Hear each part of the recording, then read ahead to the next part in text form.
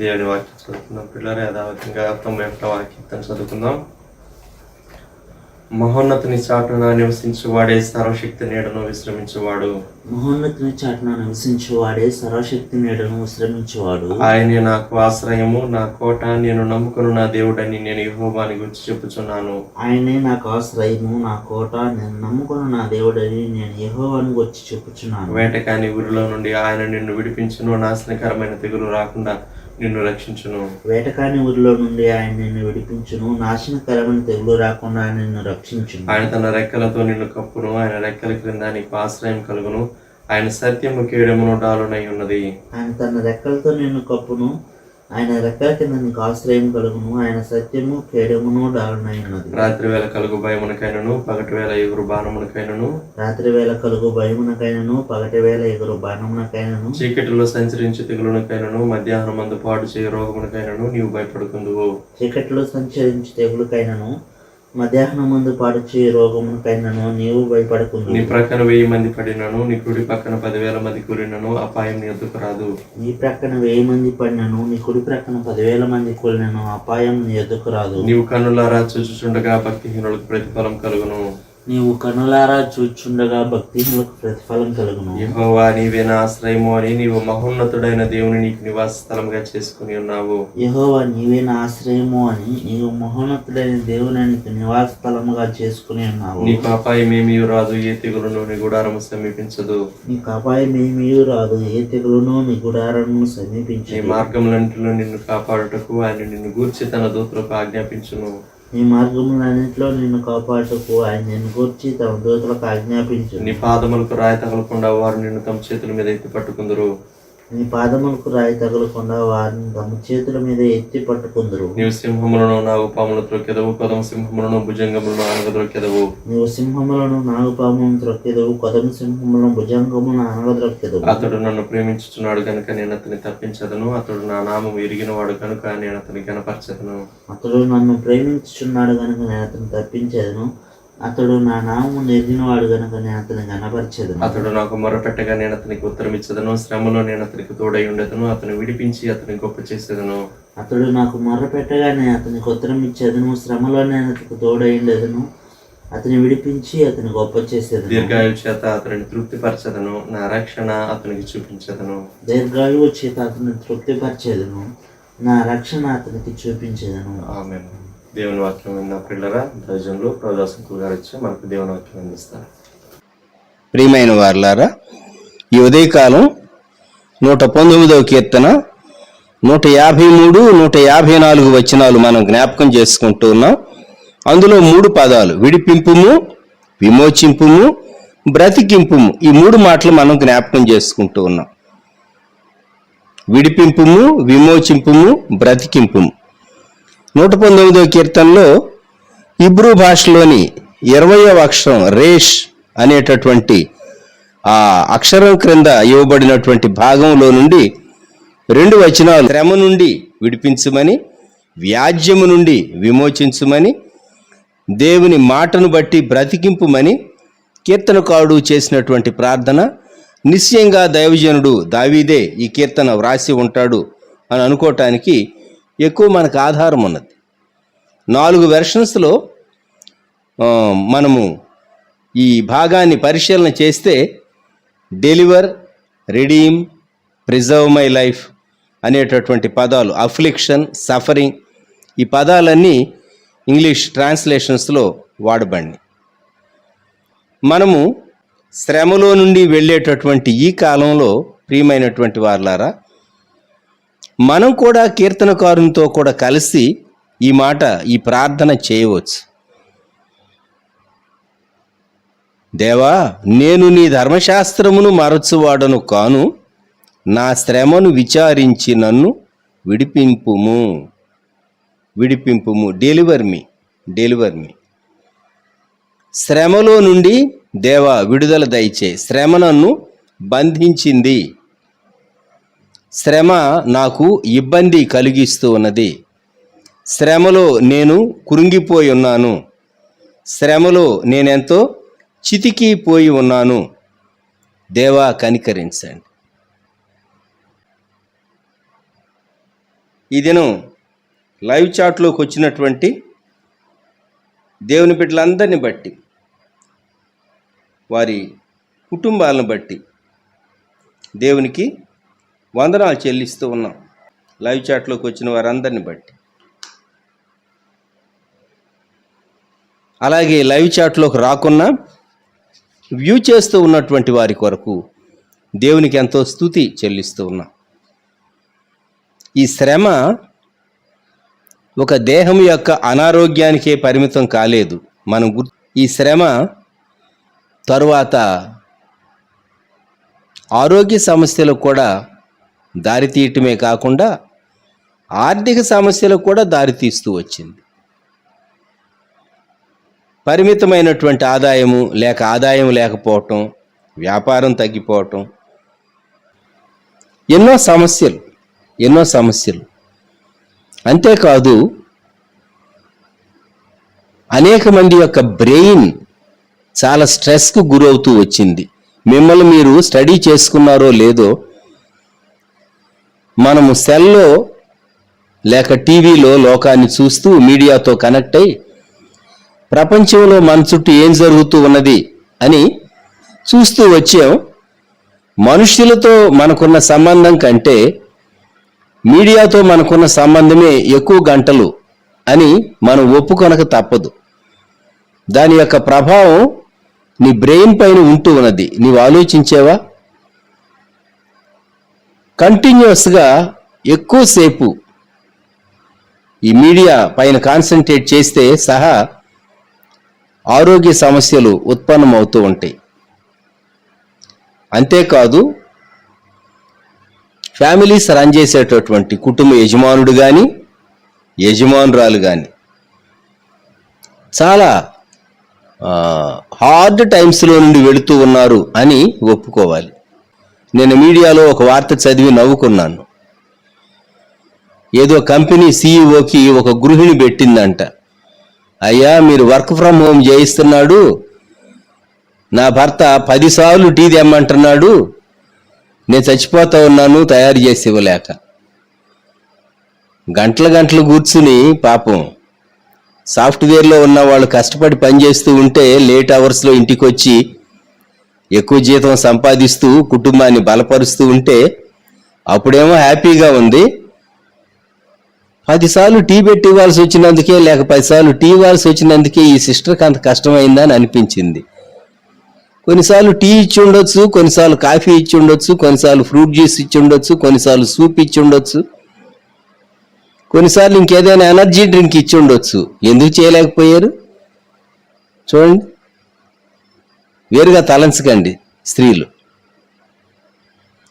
ఎన్నో ఫ్యామిలీస్, కుటుంబాలు కొలాప్స్ అవుతాయి అని చెప్పేసేసి సీఈఓకి ఆమె పెట్టారట. అది మీడియాలో వచ్చింది. నాకు అనిపించింది ఎంత విచారకరం. ఒక గొప్ప సమస్యలో నుండి వెళ్ళేటప్పుడు, దేవా ఈ శ్రమను మేము కుటుంబంగా తట్టుకునేటట్టు మాకు సహాయం దయచేయి అని భర్తకు సపోర్ట్ ఇవ్వాల్సినటువంటి వాళ్ళు సపోర్ట్ ఇవ్వటానికి బదులుగా ఆయన నా బ్రెయిన్ తినేస్తూ ఉన్నాడు, ఆఫీస్కి వెళ్ళుంటే హాయిగా ఉండేది. పాపం సీరియల్ చూసేవాళ్ళు కాబోళ్ళు, సినిమాలు చూసేవాళ్ళు, సీరియల్ చూసేవాళ్ళు, గంటలు ఫోన్లు మాట్లాడుకునేవాళ్ళు. ఇప్పుడు అది వీలు పట్టలేదు కాబోలు, అందుకని కష్టం అయిపోతున్నది. అందరికీ కాదండి, కొందరికి నేను చెప్తూ ఉన్నాను. కొందరు చక్కగా సద్వినియోగం చేసుకుంటూ ఉన్నారు. దేవుని విషయాలు తెలుసుకుంటూ మంచి ఛానల్స్లో దేవుని వాక్యాన్ని చూస్తూ ఆధ్యాత్మికంగా బలపడుతూ బైబిల్ నేర్చుకుంటూ అలాగే టెస్టులు వ్రాస్తూ దేవుడు ఇచ్చినటువంటి సమయాన్ని ఎందరో చక్కగా సద్వినియోగం చేసుకుంటూ ఉన్నారు. ఈ ఉదయకాలం మనం చేయవలసినటువంటి ప్రార్థనలో మొదటి భాగము, దేవా నా శ్రమను విచారించి నన్ను విడిపింపు. కొన్ని మార్లు మనకు అనిపిస్తుంది ఈ శ్రమ ఇంకా ఎంతకాలం కొనసాగుతుంది. ఏ శ్రమకైనా ఒక లిమిట్ ఉంటుంది, ఒక ఫుల్ స్టాప్ అనేది వస్తుంది. దేవా శ్రమలో కూడా అంతో ఇంతో నీ కృప మాకు దొరుకుతూ ఉన్నది. పంటలు పండించుకోగలుగుతూ ఉన్నాం, ఇండియా దేశంలో ఆహార పదార్థాలు మనకు అందుబాటులో ఉన్నాయి, మనం భుజించగలుగుతూ ఉన్నాం, అందరూ వారి వ్యాపారాలు చేసుకోగలుగుతూ ఉన్నారు. కీర్తనకారుడు చెప్పే మాట, నా శ్రమను విచారించి నన్ను విడిపింపు.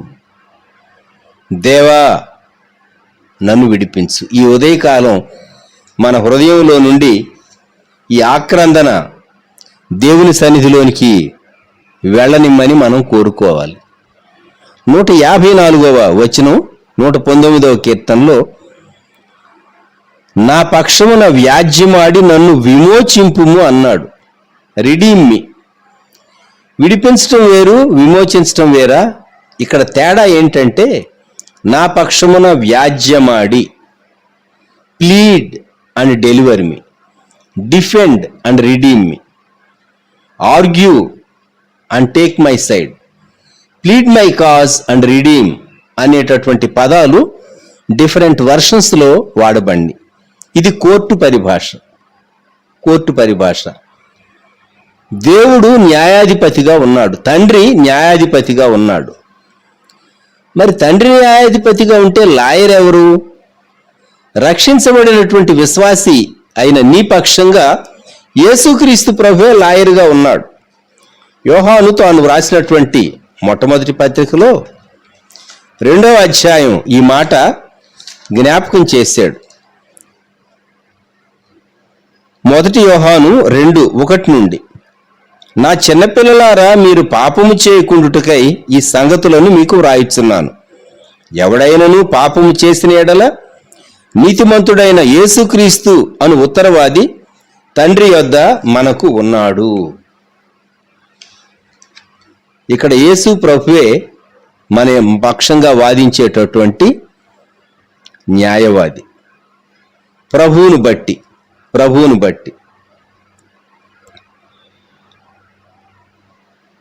మరి మన మీద నేరం మోపేటటువంటి వారు ఎవరు? మన మీద నేరం మోపేవారు ఎవరు అంటే, ప్రకటన గ్రంథం 12వ అధ్యాయం 9-10 వచనాలు, లేక 10వ వచనం. ఒక గొప్ప స్వరము పరలోకమందు ఇలాగు చెప్పుట వింటిని, రాత్రింబగళ్ళు మన దేవుని ఎదుట మన సహోదరుల మీద నేరము మోపువాడైన అపవాది పడద్రోయబడి ఉన్నాడు. ఈ వచనం చాలా జాగ్రత్తగా మీరు ఆలోచించాలి. దేవుని ముందుకు మన బలహీనతలు దేవుని ఎదుట పగలు లేదు, రాత్రి లేదు, అవన్నీ చెప్పి వారు తప్పు చేశారు, నేరం చేశారు అని వాదించేటటువంటి అవకాశం సాతానుకు ఎలాగూ కలుగుతూ ఉన్నది. గుర్తుపెట్టుకో, నీవు చేసేటటువంటి తప్పులు, పాపాలు, ఒకటి దేవుడు వీడియో తీయిస్తున్నాడు, 2 సాతాను ఛానల్ సాతానుకున్నది, సాతాను కూడా వీడియో తీస్తాడు. నీ వీడియో అక్కడ ప్లే చేస్తారు, ఎక్కడ? దేవుని ఎదుట. నీ వీడియో పంపించి సాతాను ఏమంటుందంటే దేవునితో ఒక మెసేజ్ పంపిస్తుంది, దేవా నువ్వు పలాని నీ కుమారుడు నీ కుమార్తె ఈ తప్పు చేశారు, నీవు వారిని ఎలాగూ దీవించగలవు, ఈ పాపం చేశారు వారిని ఎలాగూ దీవిస్తావు అని చెప్పేసేసి దేవుని కోర్టులో, పరలోక దేవుని కోర్టులో సాతాను నీకు దీవెన రాకుండా, నీ ప్రార్థనకు జవాబు రాకుండా, నీ మీదికి ఆశీర్వాదం రాకుండా, నీ కుటుంబం మీదికి నిండు దీవెన రాకుండా సాతాను కేసు ఫైల్ చేస్తాడు నీ మీద. అదే ప్రకటన గ్రంథం 12వ అధ్యాయం చెప్పే మాట. రాత్రింబగళ్ళు మన దేవుని ఎదుట మన సహోదరుల మీద నేరం మోపువాడైన అపవాది లేక సాతాను. ఇది సాతాను చేసేటటువంటి పని. సాతాను ఎప్పుడో పడద్రోయబడ్డాడు కదండి, వాయుమండలంలోనికి పడద్రోయబడ్డాడు కదా.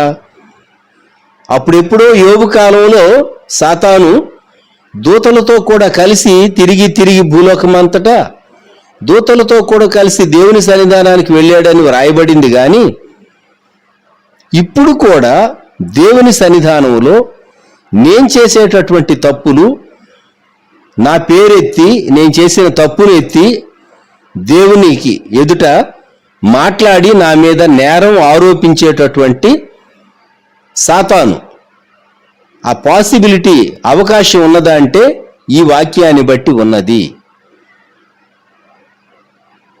ఎందుకని దేవుడు అలౌ చేస్తూ ఉన్నాడు? బహుశా ఆ మెసేజ్ వెళుతుంది, ఆ కేస్ ఫైల్ వెళుతుంది దేవుని దగ్గరకు. ఆ కేస్ ఫైల్ దేవుని దగ్గరకు వెళుతుంది. అయితే ప్రభు అయిన యేసుక్రీస్తు అనే ఉత్తరవాది తండ్రి దగ్గర మనకున్నాడు. యేసు ప్రభు అంటాడు, నా రక్తమును బట్టి ఈ పాపము క్షమించబడింది అంటాడు. ఎప్పుడు అంటే నీవు ఒప్పుకుంటే. ఇది అసలు రహస్యం. నీవు ఒప్పుకొననటువంటి పాపాన్ని సాతాను దేవుని ఎదుట కంప్లైంట్ ఇవ్వగలడు. నీవు ఒప్పుకున్నావు, యేసు ప్రభు తన రక్తంతో ఆ పాపాన్ని తుడిచివేశాడు, శుద్ధి చేశాడు. సాతాను కేసు గెలవదు. భక్తుడు మార్టిన్ లూథర్ గారిని గురించి మనం అందరం జ్ఞాపకం చేసుకుంటూ ఉంటాం. ఓ పర్యాయం తనకు దర్శనంలో కాబోలు సాతానే స్వయంగా మార్టిన్ లూథర్ దగ్గరకు వచ్చిందట. రిఫర్మేషన్ కాలంలో గొప్ప సంస్కరణ సంఘంలో తీసుకుని వస్తూ ఉన్న కాలం మార్టిన్ లూథర్ గారు ఒక పెద్ద స్క్రోల్ తీసుకుని వచ్చిందట. చూడగానే మార్టిన్ లూథర్ గారికి అర్థమైంది. ఏంటి, ఎందుకు వచ్చావు, ఏంటి విషయం అంటే, నువ్వేం పెద్ద నీతిమంతుడు అనుకుంటున్నావా, నువ్వు చేసినటువంటి తప్పుల జాబితా ఇదిగో అని స్క్రోల్ అంతా ఓపెన్ చేసి చూపించింది. స్క్రోల్ అంతా ఓపెన్ చేసి చూపిస్తే ఆ స్క్రోల్ చూచి ఆయన తన ప్రక్కనే ఉన్నటువంటి రెడ్ ఇంక్ బాటిల్లో ఆ కుంచెను ముంచి 1 జాన్ 1:7 ఆయన కుమారుడైన యేసు రక్తము ప్రతి పాపము నుండి మనలను పవిత్రులనుగా చేయను. 1 జాన్ 1:7 అని అడ్డంగా రాశాడట. సాతాను సిగ్గుపడి వెళ్ళిపోయింది. ఒకటే కాదు, ఇంకొక రెండో స్క్రోల్ కూడా తెచ్చిందట, 2 తెచ్చిందట. ఒకటి తెచ్చిన తర్వాత ఇంకేమన్నా ఉన్నాయంట, ఇంకా చాలా ఉన్నవని సాతాను అన్నదట. తీసుకురా అన్నాడట. తాను ఒప్పుకున్నాడు గనుక, జ్ఞాపకం పెట్టుకుందాం మనం, పాపం ఒప్పుకోవాలి. ఒప్పుకొనకుండా నిలిచి ఉన్నటువంటి పాపం ఖచ్చితంగా సాతాను దేవుని ముందు చూపించడానికి అవకాశం కలుగుతుంది. దేవుని ముందు చూపించడానికి అవకాశం కలుగుతుంది. మీకా భక్తుడు వ్రాసినటువంటి మాట 7వ అధ్యాయం 19వ వచనంలో మనము ఈ మాట జ్ఞాపకం చేసుకుంటాం. మీకా గ్రంథం 7వ అధ్యాయం 19. ఆయన మరల మన యందు జాలిపడును, మన దోషములను అణచివేయును, వారి పాపములన్నిటినీ సముద్రపు అగాధములలో నీవు పడవేతు. సముద్రపు అగాధములలో, in the depths of the seas. ఏ పాపమైతే మనం ఒప్పుకుంటామో, ఒప్పుకున్నటువంటి పాపాన్ని దేవుడు క్షమిస్తాడు. యేసుక్రీస్తు ప్రభు రక్తమును బట్టి ఆయన మన పాపము కొరకు వెల చెల్లించాడు గనుక, మన శిక్ష ఆయన భరించాడు గనుక. లూకాసు వార్తలో ప్రభువారు చెప్పినటువంటి ఉపమానంలో తప్పిపోయిన కుమారుని గురించిన ఉపమానం లూకా 15:21లో, తండ్రి పరలోకమునకు విరోధముగాను నీ ఎదుటను పాపము చేస్తుని. 2 ఆస్పెక్ట్స్ ఉన్నాయి అక్కడ. ఒకటి, దేవునికి వ్యతిరేకంగా పాపం చేస్తున్నాం మనం చేసే ప్రతి తప్పు. కొన్ని మనుషులకు వ్యతిరేకంగా కూడా మనం పాపం చేస్తాం. కనుక క్షమాపణ దేవుని దగ్గర పొందాలి. సరి చేసుకోవలసినవి దేవుని దగ్గర ఒప్పుకోవటమే కాకుండా మనుషుల దగ్గర కూడా ఒప్పుకోవాలి. జ్ఞాపకం పెట్టుకోండి. నేను ఎందుకో ఈ అంశాన్ని గురించి మీతో కొంచెం వివరంగా ఈ ఉదయకాలం చెప్పాలని నేను ప్రేరేపించబడుతూ ఉన్నాను. కొంతమంది తప్పులు చేస్తారు. విశ్వాసులు కాకముందు, యేసు ప్రభువును నమ్మకముందు, నమ్మిన తర్వాత 2 ఆస్పెక్ట్స్ చెప్పుకుందాం మనం. యేసు ప్రభువును నమ్మకముందు నీవు చేసినటువంటి తప్పులు ముందు దేవుని దగ్గర ఒప్పుకుంటావు. 2, మనుష్యుల ఎదుట ఒప్పుకొన తగినవి ఒప్పుకోవాలి. కొన్ని ఒప్పుకోలేవు, వాటిని ప్రభువే క్షమించాలి. మనుషులు ఎదుట ఒప్పుకోలేనివి కొన్ని ఉంటాయి కొందరి జీవితాల్లో. అయితే రెస్టిట్యూషన్, తిరిగి ఇచ్చివేయుట అనేటటువంటి ఒక కాన్సెప్ట్ ఉన్నది. అది చాలా ప్రాముఖ్యమైనటువంటి కాన్సెప్ట్. నీవు ఒకరి దగ్గర 100 రూపాయలు దొంగిలించావు మారు మనసు పొందక ముందు. మారు మనసు పొందిన తర్వాత ఆ వ్యక్తి ఎక్కడున్నాడో నీకు తెలిస్తే, నీకు అవకాశం ఉంటే వెళ్ళి క్షమించమని అడిగి ఆ డబ్బు తిరిగి ఇవ్వటం కూడా మంచిదే, తప్పులేదు కదా.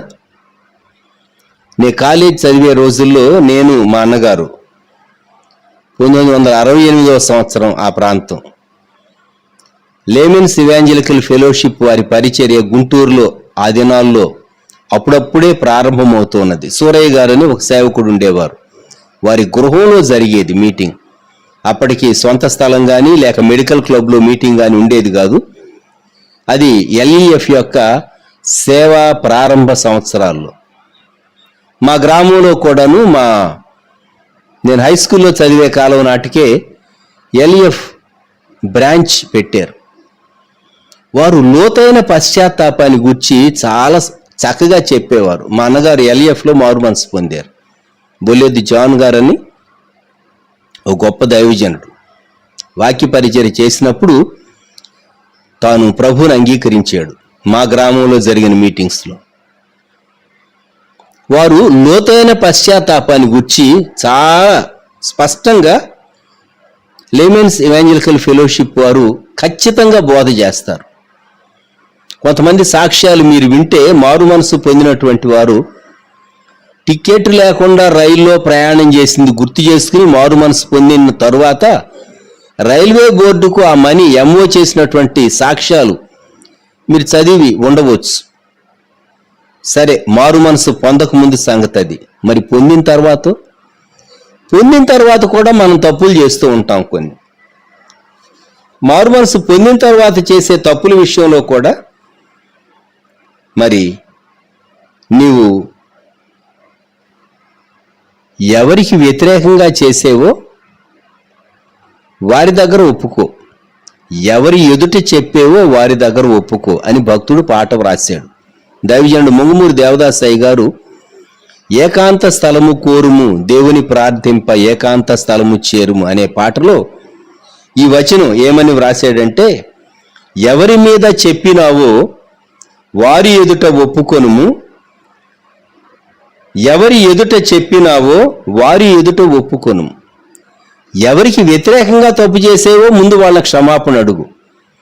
అంతేకాదు, వారిని ఎవరి ముందు నీవు కష్టపెట్టేవో, అవమానపరిచేవో, అబద్ధం ఆడేవో వారి ముందు కూడా ఒప్పుకోవాలి. ఇది మాత్రం మనిషి చేయడు, విశ్వాసి చేయడు. ప్రభువును నేను క్షమాపణ అడిగానండి, ప్రభు నన్ను క్షమించాడు.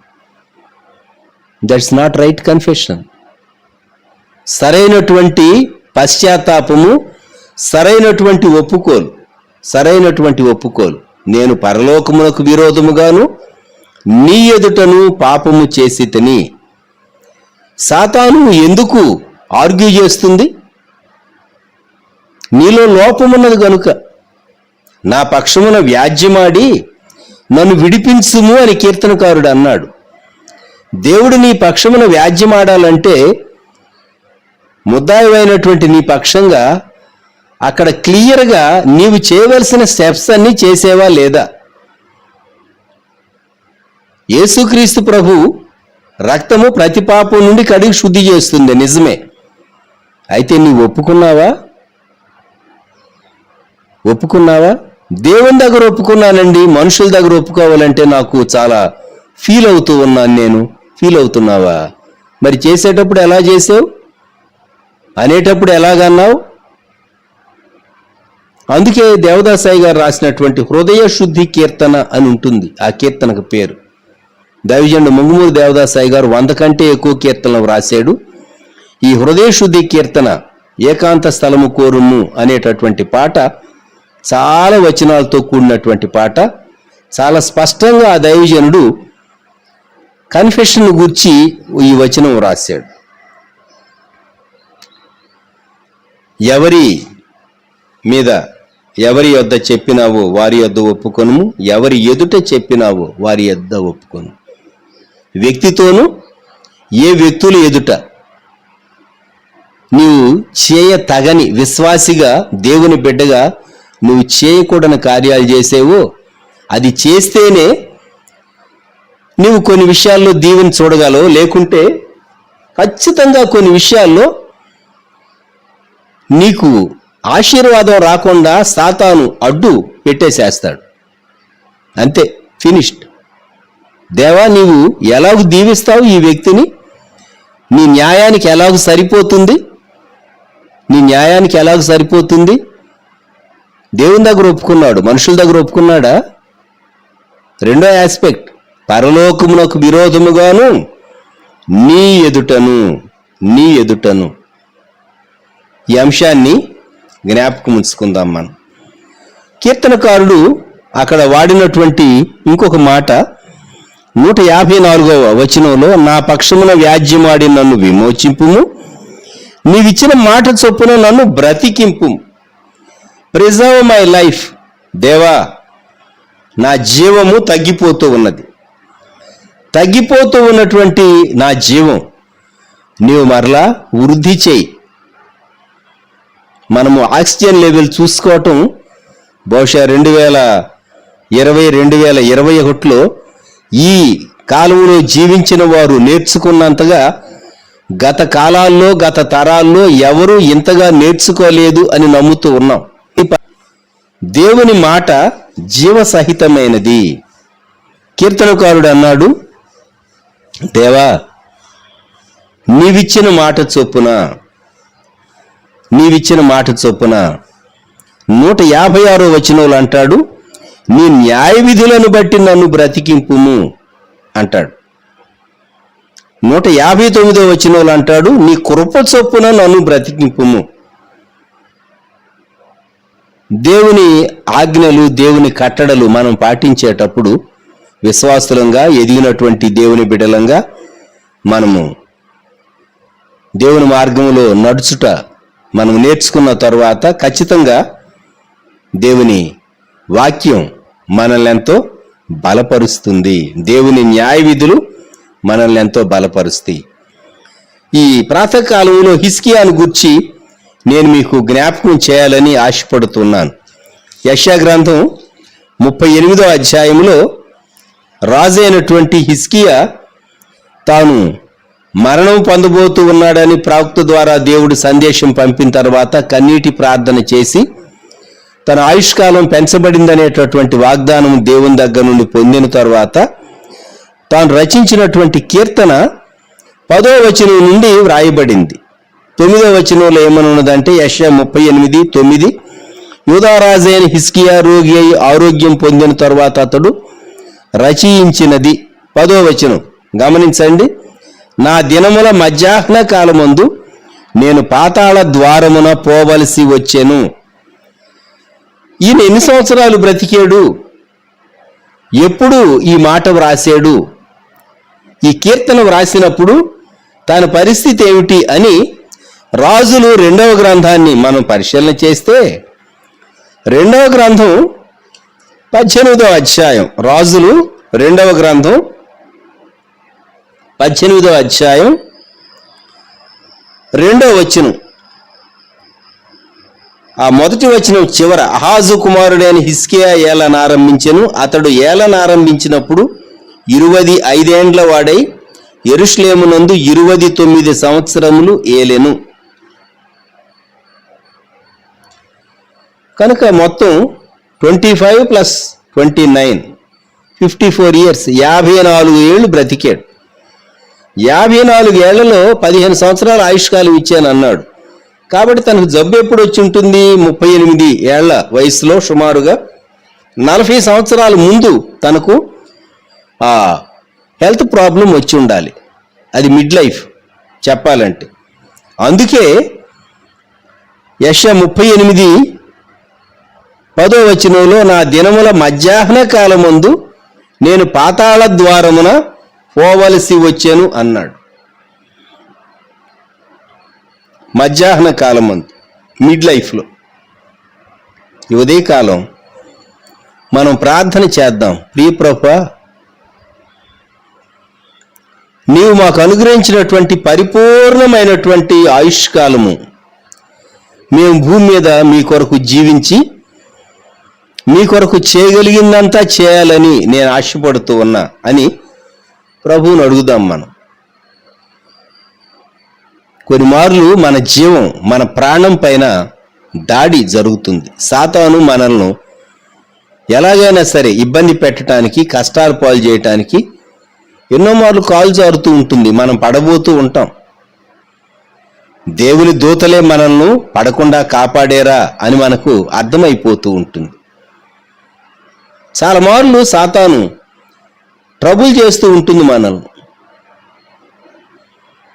మన ఆత్మలో సంతోషం తగ్గిపోతూ ఉంటుంది. అందుకే కొంతమంది పాటలు పాడుకుంటూ ఉంటారు. నాతో నీవు మాట్లాడినచో నే బ్రతికేదను ప్రభు, నా ప్రియుడా, నా హితుడా, నా ప్రాణనాథుడా, నా రక్షక. ఈ పాట మీలో చాలా మందికి పరిచయమైనటువంటి పాట. అలాగే ఇంకో పాట, నీ వాక్యమే నన్ను బ్రతికించెను, బాధలలో నెమ్మది ఇచ్చెను. ఇటువంటి పాటలన్నీ మనం జ్ఞాపకం చేసుకుంటూ ఉంటే మన ప్రాణం తెప్పరిల్లుతూ ఉన్నది. దేవుని వాక్యం మనల్ని బ్రతికిస్తూ ఉంటుంది. దేవుని వాక్యం మనల్ని బ్రతికిస్తూ ఉంటుంది. వేకువజాము లేచి 3 గంటలకో లేచి 3:30కో లేచి దేవుని సన్నిధిలో కనిపెడుతూ ఉంటారు. అలాగే నీలం సుందర విజయ్ కుమార్ గారు కూడా చాలా ఎర్లీగా లేచి తాను ఫస్ట్ లైవ్ చాట్లో పెట్టేటటువంటి వారు కూడా కనబడుతూ ఉంటారు హైదరాబాద్ నుండి. చాలా ఎర్లీగా. నిజం. దేవుడు మనల్ని బలపరుస్తూ ఉన్నాడు. దేవుడు మనకిచ్చినటువంటి కృపను బట్టి మనము దేవుని ఎంతైనా స్తుతింపబద్ధులు. ఇక్కడ కీర్తనకారుడు చెప్పిన మాట, నీ మాటను బట్టి నన్ను బ్రతికింపు. హిజ్కియా అన్నాడు కదా, నా దినముల మధ్యాహ్న కాలమందు నేను పాతాళ ద్వారమున పోవలసి వచ్చాను. ఎందుకు వెళ్ళాలి మధ్యాహ్న కాలమందు? దైవజనులు పి జేసన్ గారు, యేసుదాస్ గారి ఆహ్వానం మేరకు వారు చాలా సంవత్సరాల క్రితం నెల్లూరు వచ్చి నెల్లూరులో వారు చక్కని పరిచర్య చేశారు. ఆ తర్వాత మరలా చాలా సంవత్సరాల తర్వాత తిరిగి గుత్తికే వెళ్ళారు. వారు గుత్తి హోరేబు నుండి వచ్చారు. దైవజనుడు యేసుదాస్ గారితో కూడా కలిసి మరి చాలా గొప్ప సేవా పరిచర్య జరిగించారు.